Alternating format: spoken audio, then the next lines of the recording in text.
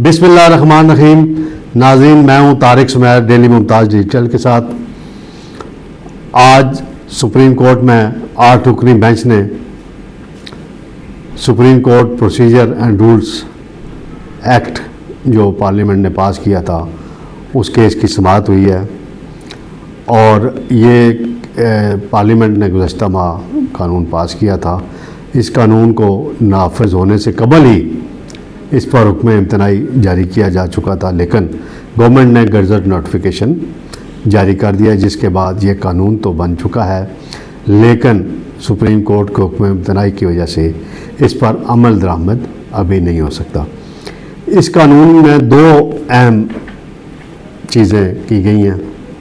एक तो ये कि सुप्रीम कोर्ट का चीफ जस्टिस का जो कुल इख्तियार है कि वो किसी भी कौमी अहमियत और अवामी अहमियत के इश्यूज़ पर सुमो नोटिस लेते हैं और आइन के आर्टिकल 184(3) के तहत उन्हें ये इख्तियार हासिल है।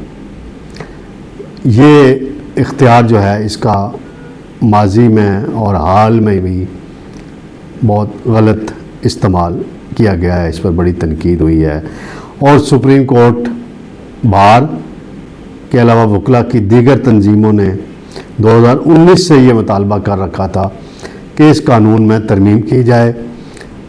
उस पर हुकूमत ने अमल किया और उसके तहत सुप्रीम कोर्ट के 3 सीनियर जजेस की जो कमेटी है उसको ये इख्तियार दिया गया।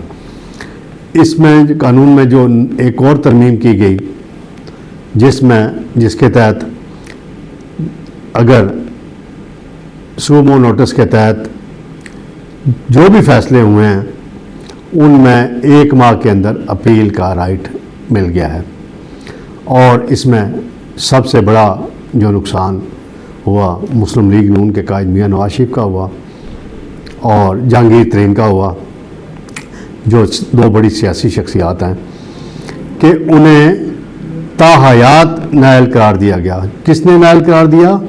जनाब साकिब निसार साहब, जो चीफ जस्टिस थे उस वक्त।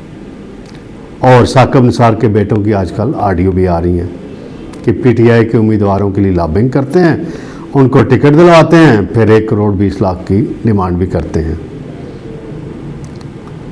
तो ये इसका बैकग्राउंड मैंने बताना ज़रूरी समझा। इफ्तिखार चौधरी साहब जो हैं वो जब चीफ जस्टिस थे उन्होंने अतीका ओडो जैसी एक मरूफ अदाकारा हैं, उनसे एक शराब की बोतल बरामद हुई थी, उस पर भी खुद नोटिस ले लिया था और वो केस भी बड़ा चला। रेकोडिक मंसूबा जो है जिस पर पाकिस्तान को $6 बिलियन का जुर्माना हुआ, कारके जो तुर्की ने एक गिफ्ट किया था कि कराची में बिजली का बुरहान है उसको काबू पाने के लिए, तो उस पर भी सुमो नोटिस लिया था इफ्तिखार चौधरी ने। तुर्की भी नाराज़ हो गया था। तो ये सूरत हाल देखें कि इसका कितना गलत इस्तेमाल होता रहा। अगर इसको रेगुलेट किया गया है तो चीफ जस्टिस साहब को भी चाहिए और सुप्रीम कोर्ट के दीगर जजेस को भी चाहिए कि इसका जायज़ा ज़रूर लें, उनका राय इख्तियार है, लेकिन पार्लियामेंट के बनाए हुए कवानीन को यकसर ख़त्म करना कोई अच्छी रवायत नहीं होगी। दूसरी जानब आज अटार्नी जनरल ने रिक्वेस्ट की कि फुल कोर्ट तश्कील दे दी जाए, वो इस्तदा भी मंजूर नहीं की गई। दूसरी ये इस्तदा की गई कि हुक्म इम्तनाई फ़िलहाल ख़त्म कर दिया जाए और केस आप चलाते रहें, वो भी नहीं मानी गई। और चीफ जस्टिस साहब ने कहा कि सियासी पार्टियां पिक एंड चूज़ चाहती हैं और इसी तरह के फ़ैसले हो, जो उनकी पसंद का फ़ैसला हो तो तारीफ़ करती हैं, नापसंद का हो तो तनकीद करती हैं। ये तो हमेशा ये रवायत रही है, लेकिन चीफ जस्टिस साहब आप भी तो पिक एंड चूज़ कर रहे हैं ना। आप पहले 3 रुकनी बेंच से बाहर नहीं निकलते थे, अब 8 रुकनी बेंच बना के आपने ये साबित करने की कोशिश की कि मैं बड़ी मेजॉरिटी में हूँ। जिस तरह वज़ीर-ए-आज़म शहबाज शरीफ ने कौमी असम्बली में 180 वोट ले लिए, एतमाद का वोट हासिल किया और 180 अरकान ने उनकी हमायत की और वो भी बड़ी उनको भी राइट है कि वो एतमाद का वोट आइन के तहत हासिल करें। आपको इख्तियार अगर दिया गया है तो आप उसका इस तरह से इस्तेमाल करें कि किसी के साथ कोई ज़्यादती ना हो, इंसाफ होता हुआ नज़र ना आए। ये ना हो कि बेंच की तश्कील के साथ ही सुप्रीम कोर्ट के रिपोर्टर्स जो हैं और दीगर वकला जो हैं वो ये कह दें कि ये वाला फ़ैसला आएगा जी, ये बेंच इस तरह का बना है। तो इस सूरत हाल से मुल्क कौम को निकालने की ज़रूरत है और उम्मीद है आइंदा चंद दिनों में इसमें क्लैरिटी आएगी। दूसरी जो बात मैंने आपसे अर्ज़ करनी थी कि मैंने कल अपने व्लॉग में भी कहा था और रोज़नामा मुमताज़ में भी मैंने स्टोरी दी थी, ब्रेक की थी, कि चीन से एक अहम तरीन शख्सियत पाकिस्तान के दौरे पर आ रही है। तो आज मैंने उनका नाम का भी पता चला लिया, उनके दौरे के एजेंडे का भी पता चला लिया। वो हैं चीन के वज़ीर ख़ारजा जनाब चिन गांग। वो हाल ही में चीन के वज़ीर ख़ारजा बने हैं और ये मनसब संभालने के बाद उनका पाकिस्तान का पहला दौरा होगा। वो पाकिस्तान में 5 मई की शाम को इस्लामाबाद एयरपोर्ट पर लैंड करेंगे, जहां वज़ीर ख़ारजा बिलावल भुट्टो ज़रदारी और दीगर सीनियर हुकाम उनका इस्तकबाल करेंगे। और 6 मई को दफ्तर ख़ारजा में बाज़ाब्ता मुज़ाकरात होंगे पाकिस्तान और चीन के दरमियान,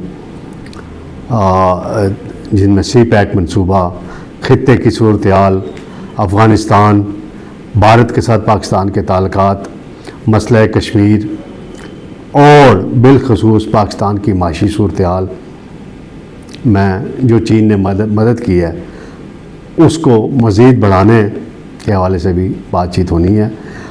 चीनी वज़ीर ख़ारजा जो हैं पाकिस्तान आने से कबल 2 दिन के लिए भारत के दौरे पे भी जा रहे हैं। वो भारत के सरकारी दौरे पे नहीं जा रहे क्योंकि भारत में एक एससीओ की कॉन्फ्रेंस हो रही है, उस कॉन्फ्रेंस में शिरकत के लिए जा रहे हैं। पाकिस्तान के सरकारी दौरे पे वो आ रहे हैं 2 दिन के। तो वहाँ से वो नई दिल्ली से सीधे इस्लामाबाद आएंगे और इस दौरे को इस लिहाज से भी खुसूसी अहमियत हासिल हो रही है कि हाल ही में army chief general Syed Asim Munir ने भी बीजिंग का दौरा किया, बड़ा कामयाब, और उसमें बहुत सी बातें तय हुई हैं। और ज़रूरी नहीं कि जब 2 मुल्कों के दरमियान गुफ्तगू हो तो सारी बातें मंजर आम पे लाई जाएं, क्योंकि अभी एक बात लीक हुई है कि वज़ीर आज़म शहबाज शरीफ और हिना रबानी खार की गुफ्तगू हुई कि हमने चीन के साथ चलना है या अमेरिका के साथ चलना है। तो ये भी बड़ी ख़तरनाक बात है कि एक वज़ीर आज़म और वज़ीर की गुफ्तगू होती है और ख़ारजा पॉलिसी जैसे नाजुक मामलात पे गुफ्तगू होती है, राय ली जाती है, मशवरा किया जाता है, तो उसकी भी रिकॉर्डिंग हो जाती है। ये तो हमारे निज़ाम की खामियां हैं, कमज़ोरियां हैं, या जो रिकॉर्डिंग करते हैं उनको भी एहसास नहीं होता कि हम कौन सी हरकत कर रहे हैं, इससे मुल्क का और पाकिस्तान का कोई फ़ायदा होगा या नहीं होगा। तीसरी बात मैंने ये अर्ज़ करनी है कि चौधरी परवेज़ लाई साहब, जिनकी रिहाइशगाह पे गुज़श्ता दिनों छापा मारकर पुलिस ने तोड़ फोड़ की, चौधरी शुजात हुसैन के घर का दरवाज़ा भी तोड़ा गया, उनके ख़ानदान की आपस में इख्तलाफात एक कुछ चंद माह से यहाँ मौजूद हैं। लेकिन चौधरी परवेज़ लाई के घर पे जिस अंदाज में दावा बोला गया पुलिस की तरफ से, उसको किसी ने अप्रिशिएट नहीं किया। जहाँ मोहसिन नकवी साहब कह रहे हैं कि जी करप्शन की है चौधरी परवेज़ लाई ने, तो भाई आप करप्शन का केस बनाएं, ये हमेशा बनते रहे हैं। आप तो उनके बड़े करीबी अजीज़ हैं मोहसिन नकवी साहब, आपको तो बड़ा परवान चढ़ाया चौधरी फैमिली ने, फिर आप आसिफ जरदारी साहब के हो गए और भी लोगों के हो गए। मुझे याद है कि आपकी गाड़ी में कौन सी शख्सियत बैठकर लाहौर में जरदारी हाउस में गई थी और आपने आसिफ जरदारी साहब से मिलवाया था 2017 में। उसके बाद वो शख्सियत प्रमोट हो गई और अहम ओहदे पे तैनात रही, और उस मुलाकात के बाद बलूचिस्तान में नून लीग की हुकूमत का तख्ता उल्टा गया था और फिर सादिक सजनानी को चेयरमैन सेनेट बनवाने की पूरी प्लानिंग की थी मोहसिन नकवी साहब। आप उस सारे अमल में शामिल थे। ये तो आने वाला वक्त ही बताएगा कि आप सही हैं या चौधरी परवेज़ लाई साहब सही हैं। लेकिन चौधरी परवेज़ लाई साहब पंजाब के वज़ीर आला 2 मरतबा रह चुके हैं, स्पीकर रह चुके हैं, एक रवायती सियासतदान हैं गो के उन्होंने अपने बड़े भाई चौधरी शुजात हुसैन से इख्तलाफ करके नून लीग के साथ होता हुआ माहिदा रात को छोड़ा और अगले दिन पीटीआई के साथ माहिदा कर लिया। उसको भी अप्रिशिएट मैंने नहीं किया था उस वक्त भी, और आज भी नहीं करता। लेकिन जो तरीक़ाकार अपनाया गया छापे के लिए, बेहरमती की ख़वातीन की और चादर और चार दीवारी का तकद्दस पामाल किया गया, उसको कोई भी अप्रिशिएट नहीं कर सकता। मोहसिन नकवी साहब, आपने तो एक एसपी को सस्पेंड नहीं किया कि आपने मिस हैंडल किया ये सारा केस, तो आप अब इसकी वजाहत आपको देनी पड़ेगी और आपको ये वजाहत देनी चाहिए। तीसरी बात मैं ये करना चाहता हूँ कि पार्लियामेंट का मुश्तरका इजलास जो है 4 मई को 11 बजे तलब किया गया है।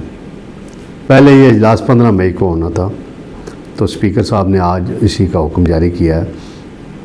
सदर साहब ने हाल ही में नायब का एक तरमीमी एक्ट जो था वो कौमी असम्बली और सैनेट से पास करके भिजवाया गया था दस्तखत करने के लिए, तो वो उन्होंने वापस भेज दिया है। तो ये 4 मई को एक्ट जो है पास कराया जाएगा पार्लियामेंट के मुश्तरका इजलास से, और फिर दोबारा सदर साहब को भेजा जाएगा और सदर साहब वही करेंगे जो वो करते आ रहे हैं और करते रहेंगे कि 10 दिन तक फ़ाइल अपने पास रखेंगे और फिर फ़ाइल वो वापस आ जाएगी और फिर ये कानून बन जाएगा। तो ये सारी सूरत हाल। दूसरा एक अहम मसला है कि मरियम नवाज़ जो हैं उन्होंने कल बड़े एग्रेसिवली तकरीर की है और उन्होंने साकिब निसार पे बड़े संगीन इल्ज़ामात लगाए हैं साबिक चीफ जस्टिस पे। और मैं पूछना चाहता हूँ नून लीग की क़यादत से कि मसला क्या है। आप जिसको भी लगाते हैं वो आपसे बेवफाई करता है। जनरल मुशर्रफ को आपने अपॉइंट किया, उसने मार्शल लॉ लगा दिया। फिर जनरल बाजवा को आपने अपॉइंट किया, जनरल बाजवा ने पनामा और कामा में सारी सूरत हाल क्रिएट करके नवाज शरीफ को इक़्तिदार से महरूम करा दिया और इमरान खान के लिए लॉबिंग करके इमरान खान को इक़्तिदार में ले आए। तो ये इस आपको नज़रसानी करनी चाहिए, आपको सोच समझ के ओहदों पे अब शख्सियात को तैनात करना चाहिए। शाहिद खाकान अब्बासी साहब आजकल पंजाब और खैबर पख्तूनख्वा में आटे की तकसीम पर तनकीद कर रहे हैं, जो मुफ्त आटा तकसीम किया गया, और वो कह रहे हैं कि 20 अरब रुपए की करप्शन हो गई।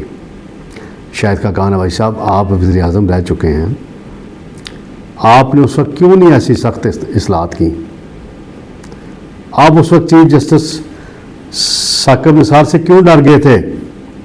आपने नैब के कानून को क्यों नहीं ख़त्म किया था? आपने नैब को क्यों नहीं ख़त्म किया था? आज आप रोज़ कहते हैं जी नैब ख़त्म कर दें, वज़ीर आज़म नैब ख़त्म कर दें। बिल्कुल ख़त्म होना चाहिए नैब। तो आप उस वक्त आपको स्टैंड लेना चाहिए था। अब ये बहस हो रही है कि नून लीग को ज़्यादा नुकसान चौधरी निसार ने पहुँचाया है या अब शाहिद खाकान अब्बासी बचा रहे हैं। तो मेरी ये राय होगी कि नून लीग से ज़्यादा इन दोनों शख्सियात ने अपना नुकसान ज़्यादा कर रहे हैं। अपना नुकसान इन्होंने सियासी तौर पे ज़्यादा किया है। चौधरी निसार अली खान साहब का एक अपना मौक़िफ़ है, एक अपनी सोच है। वो एक ऐसी शख्सियत हैं कि जिनको मनाया नहीं जा सकता आसानी से, किसी बात पे कायल करना बड़ा मुश्किल होता है उनके लिए। तो वो उनका इख्तलाफ 2 बातों पे हुआ था कि इस्टेब्लिशमेंट से और अदलिया से लड़ाई न लड़ी जाए, और फिर बढ़ते बढ़ते और भी मौज़ूआत आते गए। तो इस पर मैं फिर किसी टाइम इज़हार ख्याल करूँगा। बहुत शुक्रिया नाज़रीन। इंशाअल्लाह कल नए तबसरों नई ख़बरों के साथ हाज़िर होऊंगा।